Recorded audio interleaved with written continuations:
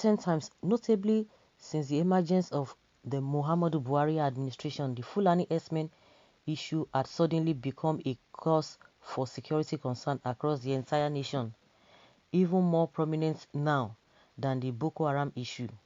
In almost every part of the country, especially in the southern and middle belt parts of the country, there have been clashes with Fulani herdsmen, clashes that have led to loss of lives and billions in property. Our highways in recent times aren't safe anymore, as the same Fulani herdsmen have severally been accused of kidnappings and killings across the country. Suddenly, everybody seems to be speaking out against one person, the Fulani. In the southwest, Amotekun was probably formed mainly after public outcry over atrocities by these Fulani herdsmen.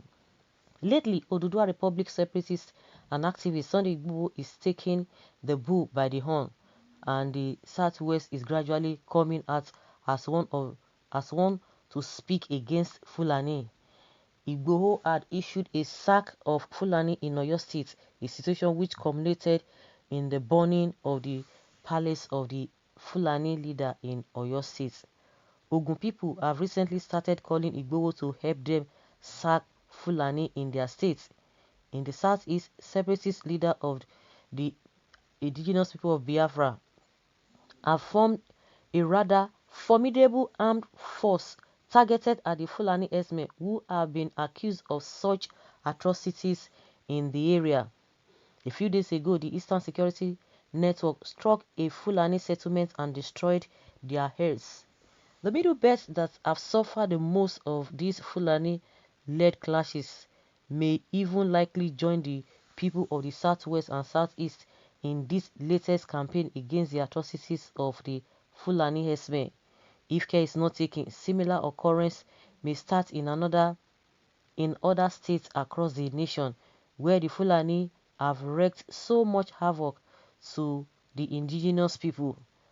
I've also noticed increased literature, debates and talks against the activities of the Fulani herdsmen.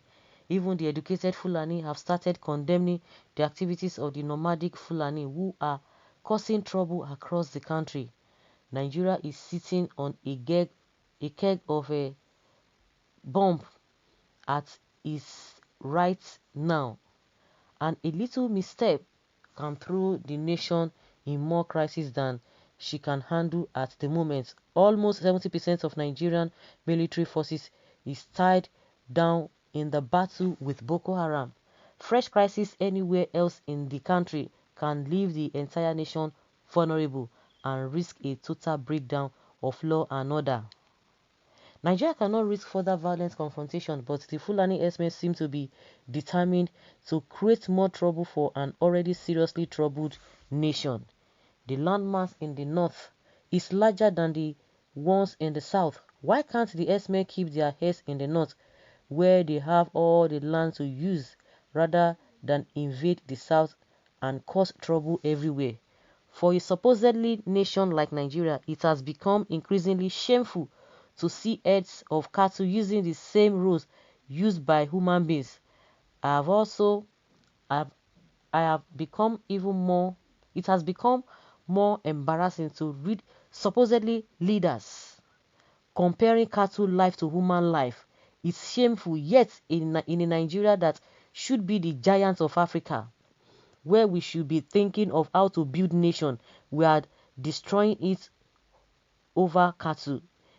If I were a leader in this country, I would be ashamed of myself and ashamed of my silence.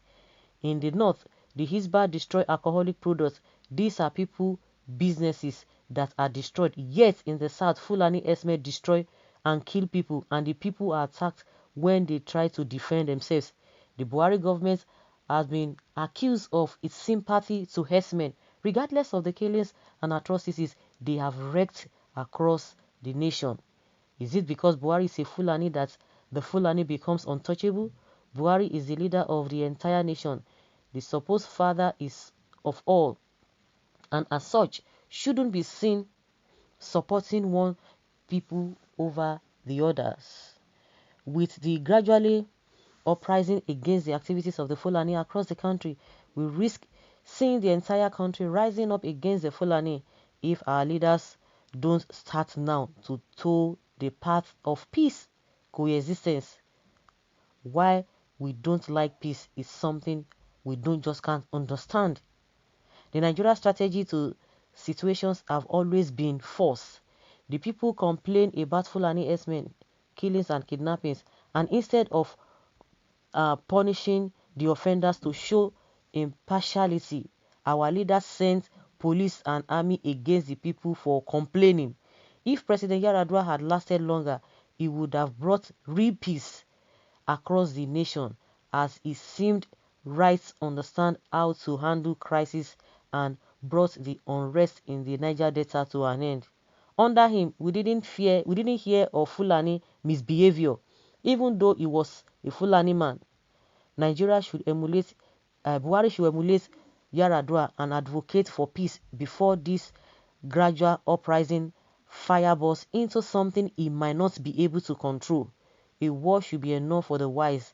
In Nigeria, everybody has been talking, but those who should be listening seem to be deafened by power. This is actually and usually how a fall starts. Well, this is coming from Mazi. Yeah, it's by Mazi, and it's really a good one, which everybody is aware of. And the only one thing I really want to bring out from what the writer has said is that Yaradua was a Fulani man. Buhari is a Fulani man. When you begin to hear, they say, oh, they hate Yaradua, they hate Buhari, because he's a Fulani man. And people always say, but even Yaradua was a Fulani man. So why is it that the man was loved, the man was able to put things together, even with the little time he spent? Why is it so different?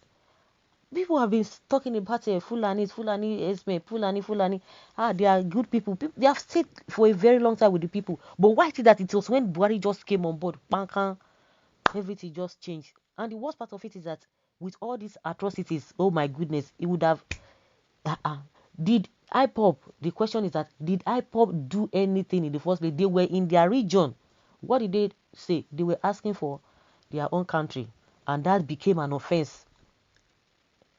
It became an offense. So not that they were going from state to state, and not that they are making life uncomfortable for people. Not that they are taking people's lives. No, Buhari was in. I can remember when he was in London that time when he was taking his medical treatment. He said when he came back, he said, "Oh yes, he was seeing everything this and that." As soon as he just prescribed them.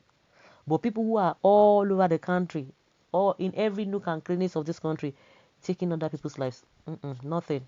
I think some people have written to US to prescribe them. Of course, according to the world reports concerning this Fulani herdsmen, that they are the most dangerous, the fourth most dangerous terrorist group in the whole world. And yes, they are in this country committing the same havoc, but the president is not doing anything. Oh, they will come. Yes, they hate Buhari. They hate Buhari because it's a full animal. What's a word? What's a word? Well, so guys, let's hear your opinion and let's know your thoughts on this.